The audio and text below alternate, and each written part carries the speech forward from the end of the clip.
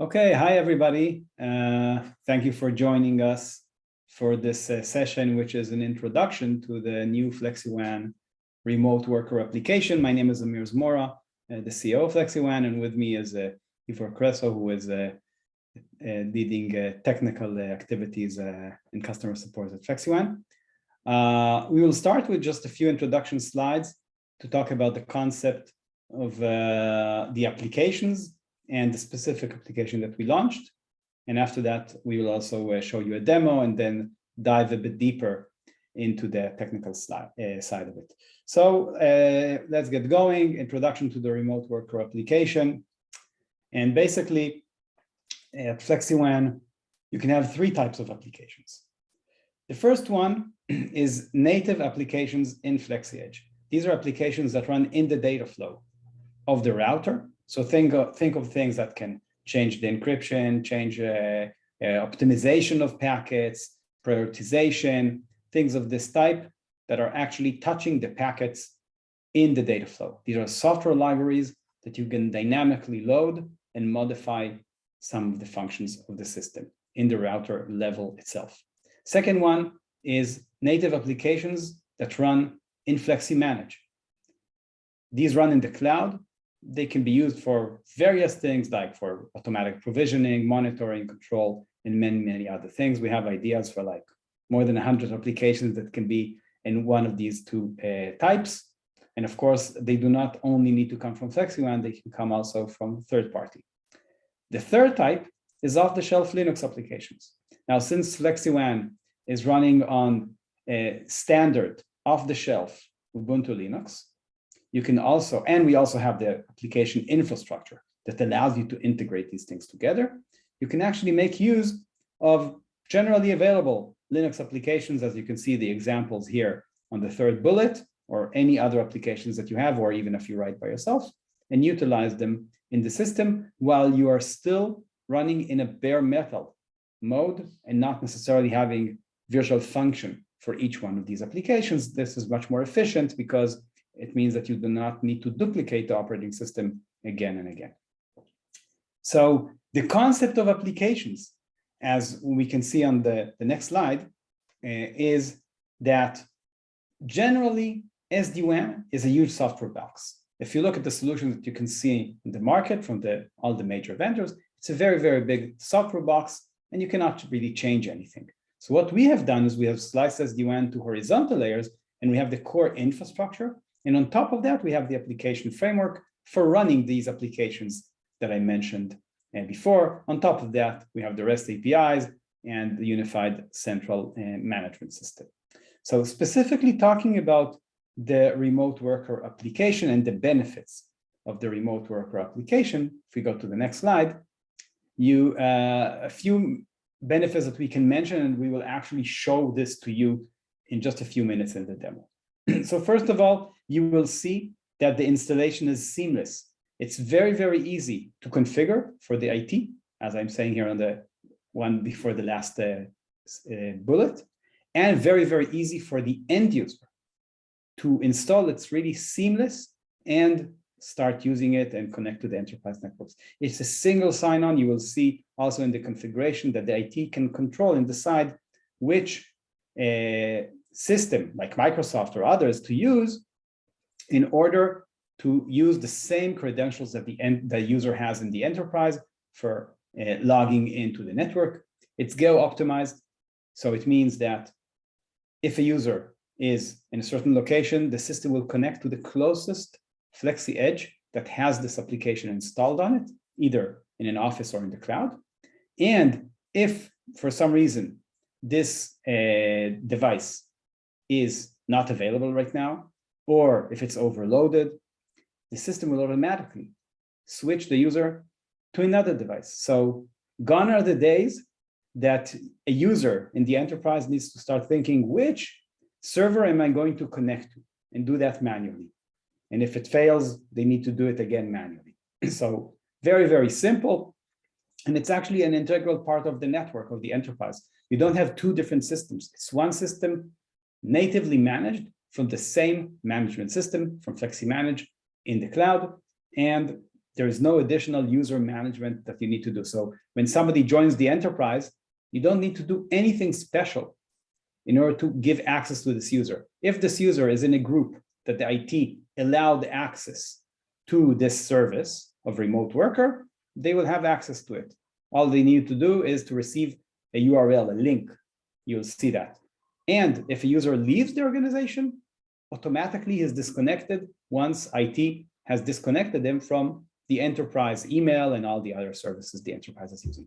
So from here, let's go over and see it in real life. Let's show you a demo. Ivor is going to run through a few screens here, and I will explain a little bit, and then Ivor will dig down a bit more into some technical details. What you can see right here is the new dashboard that we have that shows you the geolocation of the various FlexiEdge instances and the status of your network and so forth. That's for another session, but just this is the opening screen. So the first new thing that you can see here is the App Store. And in the App Store, we have two sub-items in the menus. One is the installed applications, and the other one is the available applications. So if you go to the available applications, we can see the new application, the Remote Worker VPN. And all the IT needs to do is actually get this application, download it. Once you click on it and approve, the application is ready to be used. You need to open it. And when you open it, you reach the configuration screen. Configuration is very, very simple. The first thing you would want to do is give a name to the workspace. So in this case, Ivor wrote here, Academy. Okay, now if your organization is called Acme, so you would just write here, Acme. And this impacts the URL that you see on the second field. And this URL is what the IT will afterwards give to the end users in order to access the system. And then you have a few other configuration parameters, like you can limit the amount of users that you allow to connect. You need to configure the server port, or you can use the default one. The other one, route all traffic, all client traffic over VPN. This is a very important parameter. It's actually defining if you want to have a split tunnel or not. Meaning, either all traffic from the laptop of the user is sent over the encrypted tunnel to the enterprise network, and only from there it would be routed either to some internet-based application or website or whatever, or to the resource inside the enterprise network. Or you can have a split tunnel where anything that goes, if somebody is browsing, I don't know, his bank account or viewing YouTube or just accessing any SaaS application, it can go directly to the internet. While if it's accessing any enterprise resource and it's routed to an enterprise resource, it will go over that encrypted tunnel. So that's important if you want to reduce the load on your network and also have better performance for the user. It can go directly to the internet. And then we have other parameters like the DNS IP and others. And the last section at the bottom with the authentication methods is very important. Ivor will now configure a few things, and later on, he will talk more about the details of it. But basically what we're doing here is we're defining that the authentication of the user will be based on the authentication that the user already has done in order to access his email, his documents, or whatever, in this case, using the Google Workspace, which is what we're using at flexiWAN. So let's save the configuration. And the next thing that we would want to do is install this application on some of the FlexiEdge instances. Again, these can be instances that are in specific offices, or they can be in the cloud, on virtual machine, on cloud infrastructure, Amazon, whatever. And this is a one-click action, meaning you select the instances on which you want it to be installed and you install the application. That's it. You don't need to go one by one and do all kind of settings and so forth. Very easy to do. So let's get this step done. And I think maybe one more thing I will just show you here. You can see now, it's not related to this, but you can see that all the devices are presented in like cards. We can also, in case you have many, many devices, you can also see it in list mode. If you just click on that for a second, you can see there's a different presentation to it, and you can also search and filter. But that's not related to the application. So once this is done, application is installed. The next thing that we would do is go into You can see actually Ivor is pointing. We're seeing it's installed on 2 instances. There's one pending that will be installed in just a second. What we will do now as IT, we will grab the URL. Okay, so we copy the URL that you can see here. And now Ivor will switch from being an IT person to being an end user of the enterprise. And this end user at the enterprise received an email from IT. And the email says, you can now connect through the remote worker client application to the enterprise network. All you need to do is click on this URL. So that's what he's going to do now. In the browser, he throws in the URL. Just a second. Okay, and don't click yet. Don't click. The next thing that he needs to do is simply sign in, but because this browser instance is already signed in to the enterprise email and so forth, all he needs to do is just click sign in. No need to enter username and password because he already did that. Okay, so you click, and now we're going to show 2 scenarios. The first scenario is that the application is not installed yet. And what you saw and what you see happening just now is that the application is downloaded automatically and very, very easily, like many applications that you're familiar with, including the one we're using right now for this session. The process is seamless. You just install the application. This application is a signed application, so you're not getting security warning. You just need to approve it, install it. It takes a few seconds, and it will shortly be ready to use. So let's give it just another few seconds. The next scenario that we will show afterwards is the case that the application is already installed. So application is installed. Now what we need to do is just launch the client. If you can click on that for a second and watch carefully, you will see that in just a second, you can approve. Yeah, we are going to see this laptop connected to the enterprise network. Ivor will show us that it's connected. Can you show that? Yeah, okay. So it's already now connected to the enterprise network. The next thing that we will want to do is disconnect from the enterprise network and show you what happens when the application is actually already installed. Okay, so if we'll close the session, okay, we'll disconnect. And if you can just simply close the browser window and get in again in a clean browser window.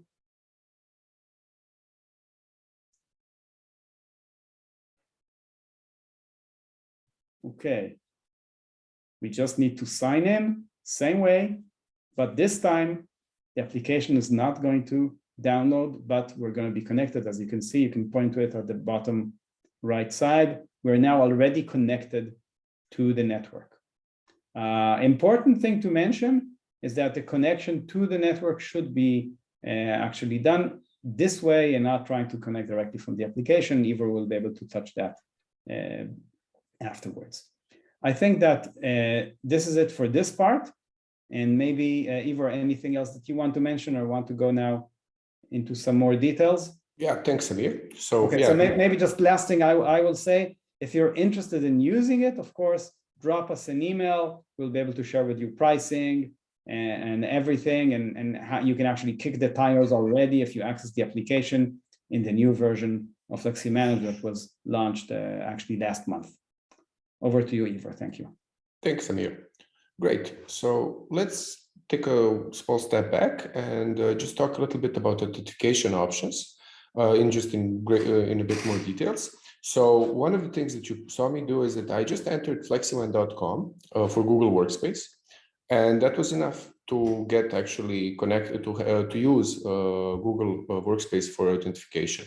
What's also possible is to specify additional group membership. And in this case, when you, for example, specify a remote VPN, assuming that your IT administrators have created remote VPN group and added all the users that they want to allow to actually use remote worker VPN. In this case, you can limit basically your access to only specific users. Like you may have a huge organization which uses which has many people. So if you want to limit to only specific people, that's how you can do it. And our documentation actually follows all the steps that you have to do in order to get this group membership working. But if you want to allow all users, all that is necessary is to simply add the domain name of your company, and Google will do the rest of the magic. What's also supported is Azure AD, Azure Active Directory, which you can also configure and add a domain in order to have your Active Directory users authenticate. Lastly, we also support flexiManage, but that's just for IT purposes and just in order to see if everything is working correctly. Another thing to point out that I wanted to say is you may have noticed that we have a map and of these devices, and all of the remote VPN servers are actually geolocation aware, which means that basically in case because we follow the IP-based information, and this is how we put the devices on the map. In case the location is not exact, because some IP information may not be exact, you simply can go to the device and then drag it wherever you want, or to another country or anywhere, and then in this case, the remote users will be able to authenticate to it. This is just a neat trick. Of course, basically, I think that's it from my end. I'm not sure if Amir wants to add something else, but yeah, in a nutshell, this is how it works. And actually, maybe just to point out in regards to the technical part, we have made this. We have made the remote worker workspace as a main place where users authenticate. You'll notice that we didn't actually authenticate using the remote worker client. Instead, we only authenticated using using the web browser. So every time you want to do that, if you exit the remote worker user interface, you just need to click Launch Client, and even you can make sure that it always launches the client, and that's it. Then it will create security. It will send down security authentication information, and the customer and the end user will be able to authenticate. So that's it. Maybe if people have questions, let's see if there are questions. I don't see any questions yet, but yeah, we can just wait on for a few more seconds. Sure, let's wait for a few more meanwhile, minutes. I can say, as I said before, if you do want to try and use it, there is a free tier which you can actually kick the tires and try the system. So feel free to go ahead and upgrade your FlexiEdge instances if you have some installed, and play around with the system. And of course, pricing, if you need any more information about that, please contact us. Let's see about the questions here. Let's just read them and see. Yeah, these are technical. Yeah, so maybe Ivor take the first one about the restricted IP. Yeah, so Said is asking if can we restrict an IP for VPN user? Yes, so this is actually possible. We automatically add a firewall rule, which will allow access to everybody, but you can add a rule to allowing to specific IP ranges, if that was the question. Or if I'll answer the second one. Yeah, let me elaborate if I understood this question, because it can be understood in a different way also from Said. Basically, what you can also do is use firewall to block or allow to filter only specific to allow remote VPN users to access only specific users, specific services, internal services. So basically, firewall is the place where you can limit either connected users or limit the people or the IPs that can even connect to it. Okay, I hope this answered the question. If it did not, then you can ask further in the chat here. The second question talks about, does this optimize the traffic? So what it does, it actually allows you to decide either all traffic, as I said, split tunnel, all traffic, or part of the traffic, depending on the routing logic, goes over this link to the enterprise network as an edge device, okay, with a single internet connection. It will not do optimization. There are some thoughts we have for going forward to do some things. I'm not going to mention at the moment that will allow you for more, let's call it optimization, but at the moment, this is what it does. It just sends it as encrypted access to the enterprise network. I see we have a follow-on question, Ivor, for what you answered. Yeah, so it's basically, the second answer that I had. Yeah, so you can restrict using firewall, you can restrict remote users. Remember when we installed the application, you actually defined, maybe I can showcase this quickly. So let me uninstall the application. So I'll filter and I will uninstall the application from all devices. Just to whoops, I made a mistake. Uninstall application, yeah. So because it's really fast, we can do it. Also, let me close the client. We'll click here. So to summarize, we want to install application, for example, to our Berlin site, and we can install the application here. And this was the step which you may have missed. Basically, this is where you define the VPN server start address. And this is important because this is going to be the range from which remote users will receive IPs. So this is also the range which you want to filter in firewall. And in this case, I'll just do this. And now if we can add a firewall rule, allowing or denying or specific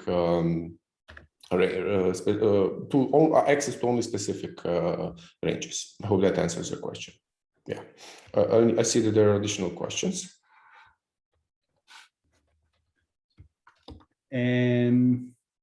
Okay, so I think there are no more questions. Okay. Great. Thank you very much. Mm-hmm. And we look forward to seeing you all trying this out. So thanks. Thank you. See you next time. By the way, I think it's important to mention, forgot to say that, if you look at the Academy page, first of all, you'll see a lot of recorded videos, and you will also see next things that you can register. We will put some more over there. Actually, session 9 does not have a title yet. It will have. Feel free to go ahead and register. We're not sending messages every time to all of our community, but just register ahead of time and you will get the notifications from Zoom. Thank you very much. Bye.